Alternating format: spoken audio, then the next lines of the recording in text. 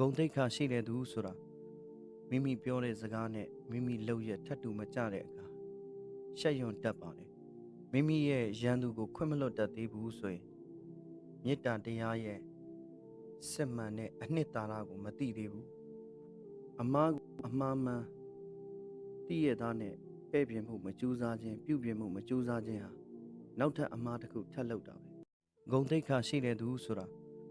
မိမိပြောတဲ့စကားနဲ့မိမိလုပ်ရထပ်တူမကြတဲ့အခါရှက်ရွံ့တတ်ပါတယ်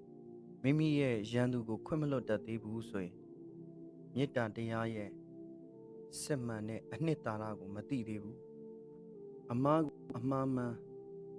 သိရသားနဲ့ပဲ့ပြင်မှုမကြိုးစားခြင်းပြုပြင်မှုမကြိုးစားခြင်းဟာနောက်ထပ်အမှားတစ်ခုထပ်လုပ်တာပဲဂုံတိတ်ခါရှိတဲ့သူဆိုတာမိမိပြောတဲ့စကားနဲ့မိမိလုပ်ရထပ်တူမကြတဲ့အခါရှက်ရွံ့တတ်ပါတယ်မိမိရဲ့ရန်သူကိုခွင့်မလွတ်တတ်သေးဘူးဆိုရင်မေတ္တာတရားရဲ့စစ်မှန်တဲ့အနှစ်သာရကိုမသိသေးဘူးအမှားမှန်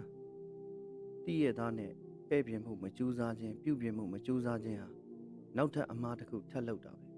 ဂုံတိတ်ခါရှိတဲ့သူဆိုတာ